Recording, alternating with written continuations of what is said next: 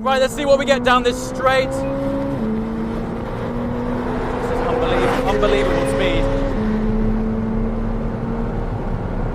Yeah, that's 172 miles an hour into the braking zone there.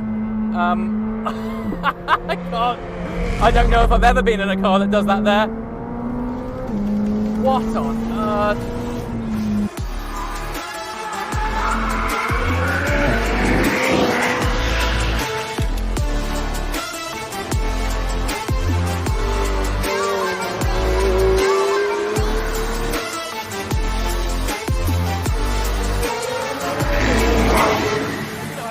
Remarkably welcome to sunny Silverstone. Two words which usually don't go together, and today, as the title of the video would suggest, it's the first drive of the all-new McLaren 765LT. Now, subscribers who have been part of the channel for a while may remember the first time that I experienced a McLaren LT product, which was the 675LT. Sell your kids, sell the house, bribe the accountant, whatever it takes. You need one of these. If you follow that journey, that was quite literally a game changer for me and the channel. It also inadvertently got quite expensive for me as a result. So for those of you who haven't been a part of that journey, I'm almost nervous to experience this thing because the last car recalibrated my appreciation of what a road car or something that wears number plates can achieve both on the road and on the track. It's been a fair few years since 675LT launched. Even 720S, which is a non-LT product, recalibrates the mind in its breadth of ability and sheer performance. But this thing is those two little letters L and T, standing for long tail, but really the ethos of it is less weight, more power, which is music to any petrol head's ears. In the case of 765LT, less weight is 80 kilograms less than a standard 720S. Don't forget that that car is already remarkably light, built around a complete carbon fiber cell, incredibly light car, so for them to find another 80 kilograms on an already light car is remarkable, but it's also got a substantial power jump. As the name would suggest, it's actually 765 PS. Horsepower is 754 with a dry weight of 1,229 kilograms. In a minute, we're going to take you for a drive. But first of all, I just wanted to give you a brief walk and talk around the car of the elements which make this thing stand out. First of all, revised aero. From the front, what really stands out is the elongated splitter. Emphasis on an LT experience is all about driver engagement. Now, on paper, this thing looks to be similar performance in terms of acceleration as a McLaren Senna, which is absolutely bonkers. Obviously, it's got less downforce, but there is, as this gigantic splitter would suggest, enhanced downforce over a more standard 720S. And then we still have the iconic lights, which double up as air intakes. Optional extra on 765LT is these arch vents here. That's to help reduce pressure in the arches, because this thing is capable of well over 200 miles an hour, so that would help to reduce lift on the nose. And then this really, around the rear, is where the LT bit comes into play. They're not really a long tail, they are slightly longer than a standard format car, but the wing is colossal. During braking, it is an active rear wing, so this will come up basically vertically here, creating a lot more drag, but also keeping the rear of the car more stable under heavy braking. Speaking of brakes, this is now running the Senna calipers as standard, but you can also upgrade the actual discs as well to have the full Senna kit. So while we are around the rear, there's no escaping that quad shotgun-like exhaust system. McLaren have integrated a completely titanium exhaust system. What's significant about this is it's actually the first time that McLaren have created an entirely titanium exhaust system. There was titanium components on the 675LT, but this is titanium the whole way through. And not only has that allowed for reduced weight, of course, but also reduced back pressure, allowing for that increase in horsepower. You'll also notice that the rear of this car resembles somewhat of a very posh cheese grater, in that it is full of holes. That is to do with cooling. Cooler engine, particularly on a heavily turbocharged car, results in better engine performance. And then balancing out the rear with the front is, of course, this colossal diffuser to aid with airflow and the way that the air exits the car. So engine, while it is still the familiar 4-litre V8 twin turbocharged engine, just as a quick overview once more, it's 765 PS, hence 765LT, but that translates to 754 brake horsepower, and it's 800 Newton meters of torque. That's 568 pounds-feet. If that figure sounds familiar, that's because that is the same as the McLaren Senna.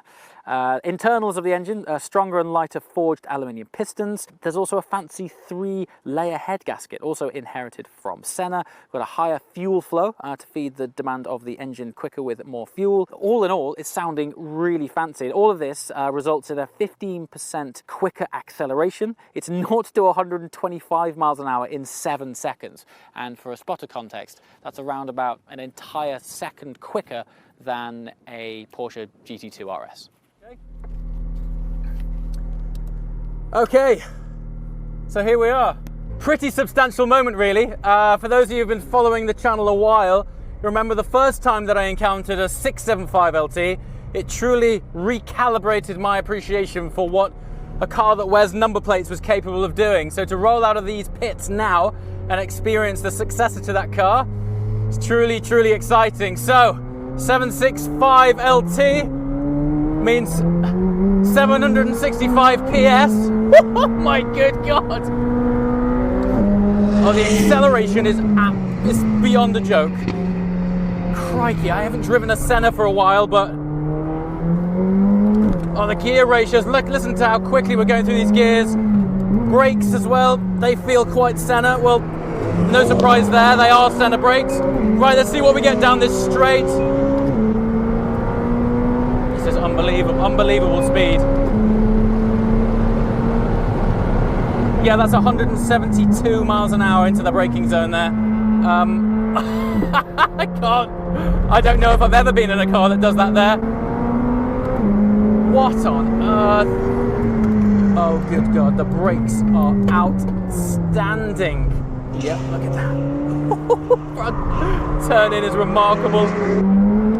So we're 80 kilograms lighter than a 720S, which is absolutely bonkers. And it makes things like braking, turning, handling through these long sweepers feel incredible. I'm just gonna shut up and point you forwards because I think we're better to debrief after the drive as to what it's all about.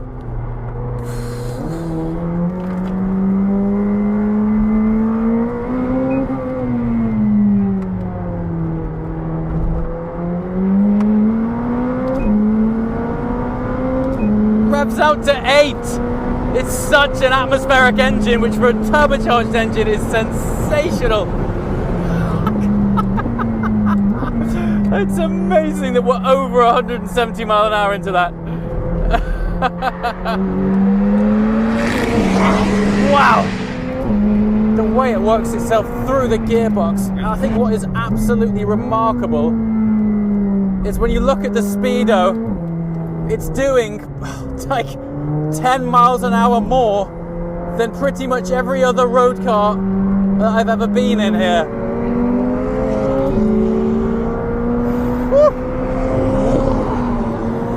Listen to the gear shifts. And I'm sure you can see by those seat belts there, which are flailing all over the place, the amount of G that this thing allows you to pull is outstanding.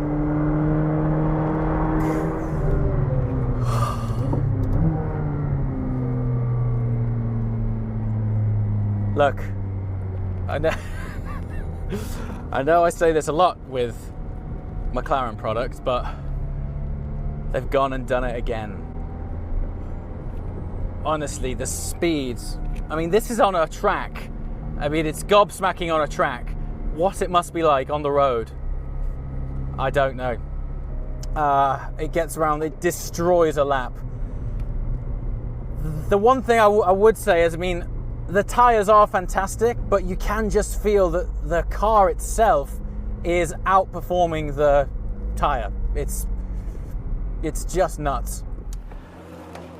Okay, as I'm sure you might have gathered by that, quite short laps. Unfortunately, we don't have too much time in the car, so I'm gonna give you really the sort of highlight takeaways of that experience. Number one, intense. It's a classic LT case of greater than the sum of its parts. When you read about the upgrades and augmentations on paper, you're like, okay, sounds cool, but what does that actually feel like? What does that translate to? It's just 11, isn't it? Everything's just been dialed up. This is running the Senna brake pack. Braking is outstanding. I'm not sure if the camera picked it up. I think a great demonstration of how much G's a car is pulling is these straps here are basically floating around in the air, under braking, under cornering. Braking performance is sensational. The engine and throttle response. So as I mentioned during the walk and talk, 15% faster acceleration through gears. It feels like it actually has shorter gearing, but actually it's the final drive, which was in the 720S, isn't there, so it sort of virtually brought that down. As a result, the boost is always there. The other thing, that the engine is so atmospheric. This is one of the few quite heavily turbocharged engines which rev this high. I mean, when I went out on my first session before filming, I actually found myself short shifting because I didn't think it would rev that high. I mean, on paper, revs to 8, but it feels greater than that. Gearbox shift speed is ridiculous. Upshift seamless, downshifts under heavy braking. Not only is the car super stable, but as you slam down through those gears, the sense of occasion is fantastic. And if you time it right, you get these amazing whip cracks from that titanium exhaust system. The only thing I would say, you can drive around this, but the weakest point of the car is the tyres. Now, they are phenomenal. It's just the car is even better. I just think they've engineered this to a point where a road-going tyre compound isn't quite up to it. It's still ballistic, and it's one of the fastest cars that I've ever driven around Silverstone, but after a few laps they begin to drop off just a bit.